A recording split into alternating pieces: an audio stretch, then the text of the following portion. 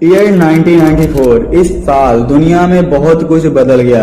एक conspiracy theorist, journalist और साथ ही साथ एक इन्वेस्टिगेटर जिनका नेम था सर्जे मोनास्ट, जो कि एक कनेडियन सिटीजन थे और ये जाने जाते थे एनडब्ल्यूओ, इल्यूमिनाटी और ऐसी ही सीक्रेट संस्थाओं के सीक्रेट फाइल को पब्लिक करने के लिए। और सन 1954 में तो उन्होंने एक ऐसी फाइल का जिक्र कर दिया जिसके बारे में कोई सोच ही नहीं सकता था। उन्होंने बताया कि नासा और इल्यूमिनाटी दोनों मिल करके एक सीक्रेट प्रोजेक्ट पर काम कर रहे हैं, जिस प्रोजेक्ट का नेम है प्रोजेक्ट ब्लू बीम।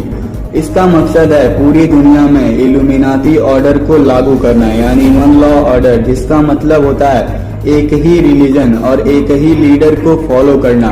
और सबसे अजीब बात तो यह है कि उन्होंने जब इस फाइल को रिलीज किया, उन्हें पुलिस द्वारा अरेस्ट कर लिया गया और वो रात भर जेल में गुजारे। और अगले दिन जो हुआ वो टोटली अनएक्सपेक्टेड था।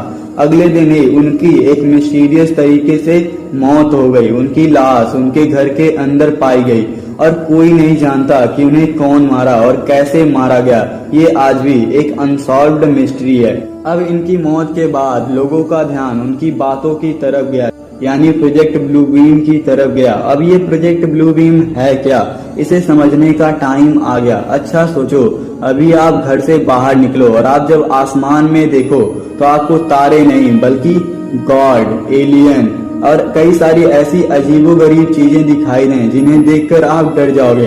अब आप बोल सकते हो, अबे ए टू जेड फैक्ट, पागल हो गया है क्या फैंटेसी मूवी वाली बातें कर रहा है। बट काश ये मूवी वाली बातें ही होती, लेकिन ये 100% रियल बातें हैं। अब मैं आपको कुछ ऐसे एक्सीडेंट के रियल वीडियोस दिखाऊंगा जिसे प्रोजेक्ट ब्लू बीम से जोड़ा जाता है। 9 दिसंबर सन 2009 इस दिन नॉर्वे में मॉर्निंग में लोगों को आसमान में एक ऐसी चीज दिखाई दी जिसे देखकर वो लोग डर गए थे। उन्हें आसमान में एक जाइंट स्पैरल दिखाई दे रहा था। ऐसा लग रहा था जैसे कोई पोर्टल आसमान में खुल रहा हो। और ये 1-2 मिनट नहीं बल्कि पूरे 10 मिनट तक उन लोगों को दिखाई दिया। और इसे देखने के बाद बहुत से लोग डर भी गए थे और ये चीज मीडिया का अटेंशन भी काफी जल्दी ग्रैब कर ली थी। Yesterday morning, just before dawn, this appeared in the Norwegian sky. A blue light, small at first, growing into a spiral, and then disappearing into what appeared to be a black hole. और एक दूसरी video जो कि China से है और इस phenomena को फ्लोटिंग सिटी का नेम दिया गया था, जिसमें चाइना का पूरा एक सिटी ही आसमान में बादलों में दिखाई देने लगा।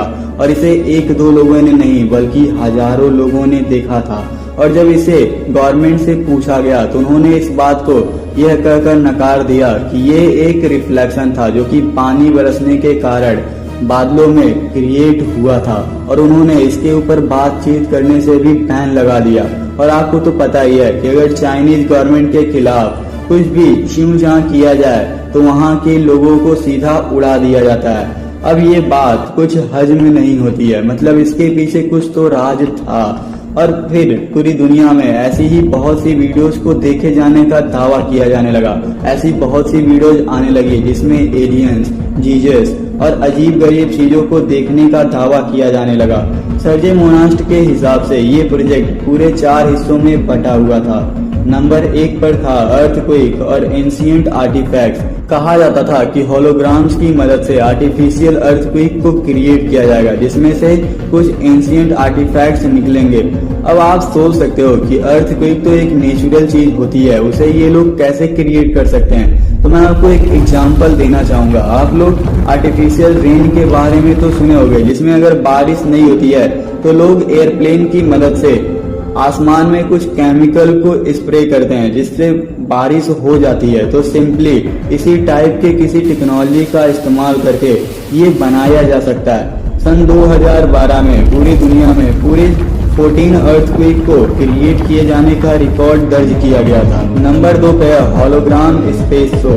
इस स्टेप में आसमान में आपको कई सारे 3D होलोग्राम्स को प्रोजेक्ट करके दिखाया जाएगा, जिसमें हर जगह के रिलीजन्स के हिसाब से उनके गॉड को क्रिएट किया जाएगा।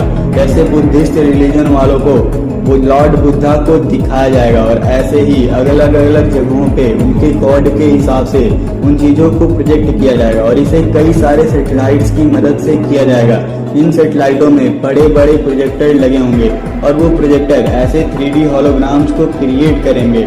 नंबर 3 पे था माइंड कंट्रोल। अभी होलोग्राम प्रोजेक्ट करने के बाद कहा गया कि ये लोग सैटेलाइट में कुछ ऐसी टेक्नोलॉजी का यूज करेंगे जिससे कई सारे वेव्स निकलेंगे और वो वेव हमें आवाज की तरह सुनाई देंगे, जैसे कि टेलीपैथी में होता है। आप लोग टेलीपैथी के बारे में सुने होंगे। ये एक ऐसा प्रोसेस होता है जिसमें हम अपने मन की बात दूसरे को बिना बोले बता सकते हैं, मतलब दिमाग से दिमाग को डायरेक्टली मैसेज सेंड कर सकते हैं। और सर्जन मोनास्ट की फाइल में नासा के एक ऐसे ही एक्सपेरिमेंट का भी जिक्र किया गया था जिसमें वे लोग टेलीपैथी का यूज करके एक मंकी के हाथ और पैर और कुछ और भी बॉडी पार्ट्स को मूव करवाए थे और कहा गया कि ऐसे ही साउंड वेव को इन होलोग्राम्स के साथ रिलीज किया जाएगा जिससे हमें ये लगे कि वो जो आवाज है वो असली में हमारे गॉड की ही आवाज है जो कि हम सुन रहे हैं। नंबर 4 पे था फेक एलियन अटैक। सर्जन मोनास्ट की फाइल में इसके बारे में भी जिक्र किया गया था। उन्होंने कहा कि जब ये सब कुछ काम नहीं करेगा तो वो लोग फेक एलियन अटैक करवाएंगे जिससे ये लगेगा कि अब पृथ्वी खत्म होने वाली है और हमें इसे बचाने के लिए एक साथ आना होगा और एक ही लीडर को फॉलो करना होगा। और उनके इस फाइल में ऐसी बहुत सी चीजें हैं और इस चीज को भी काफी डीपली समझाया गया है। और ये थी सर्जन मोनास्ट की वो फाइल जिसमें प्रोजेक्ट ब्लू बीम का जिक्र किया गया था। एक ऐसी फाइल जो कि उनकी जान ले ली, एक ऐसी मिस्ट्री जिसके बारे में आज तक कोई जानता नहीं था। बहुत कम लोग ही इसके बारे में जानते थे और बहुत से लोग इसे रियल मानते हैं तो वहीं बहुत से लोग इसे फेक भी मानते हैं। सबसे मिस्टीरियस बात मुझे तो ये लगी कि अगर इसमें कुछ भी सच्चाई नहीं होती तो उनकी जान क्यों जाती, मतलब उन्हें पब्लिक करने के बाद ही उन्हें कौन मार दिया, ये बात आज भी हजम नहीं होती है। ये एक ऐसी बात है जो सच में इसके ऊपर सोचने पे मजबूर करती है। मतलब उनकी फाइल में कुछ तो ऐसा था जो गवर्नमेंट को अच्छा नहीं लगा या फिर उन्हें अच्छा नहीं लगा, जो लोग उन्हें मार दिए और इसीलिए उनकी जान चली गई इस फाइल के कारण। और शायद उन्होंने हमारे सामने इस दुनिया का एक ऐसा सीक्रेट ला के खड़ा कर दिया जो कि हमें शायद भविष्य में देखने को मिले। और हो सकता है इनकी बातें उस समय के हिसाब से थी तो भविष्य में इसमें बदलाव भी आ सकते हैं। और सर्जन मोनास्ट की मौत इस बात का सबूत बनती है कि इस फाइल में कुछ ऐसा था जो कि सच्चाई को बयां करता था।